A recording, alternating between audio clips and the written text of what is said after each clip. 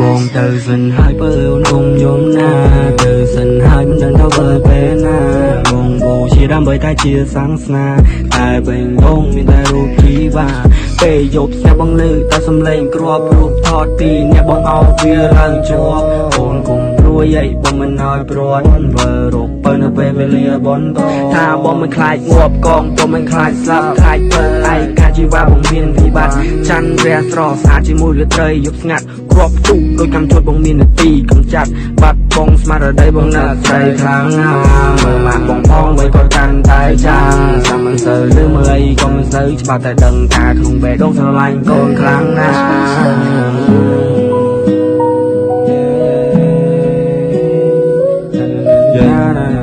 នេះគឺជាប្តីនៅរលឹក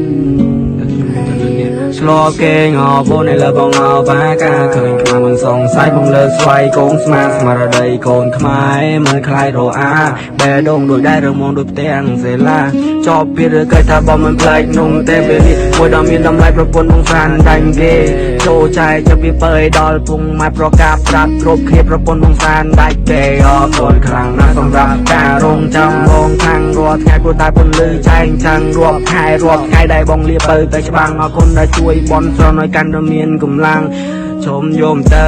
ទៀតបានសុខបងសន្យាជូនបើនឹងនៅមើលថារហូតដល់ចាំងសពស្រូវដាំស្រូវធ្វើខ្សែមើលថោនជុំរោដើថាបងមិនចោលបើទៀតទេតែនៅគោលបងផ្ញើវាជាសំណេរសំណួរដែលអូនបានសួរថាបងនៅអូនដែរទេចង់ប្រាប់ថានឹងខ្លាំងណាស់មិនអាចបោនបានទេ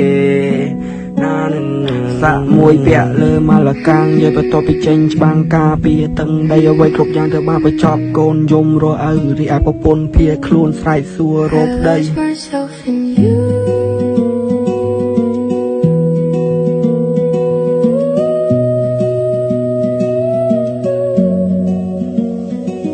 សាក់មួយពាក់លើម៉ាឡាកាំងយាយបន្ទាប់ពីចេញច្បាំងការពារតឹងដីអ្វីគ្រប់យ៉ាងត្រូវបានបញ្ចប់កូនយំរអៅរីឯប្រពន្ធភៀខ្លួនស្រែកសួររកប្តី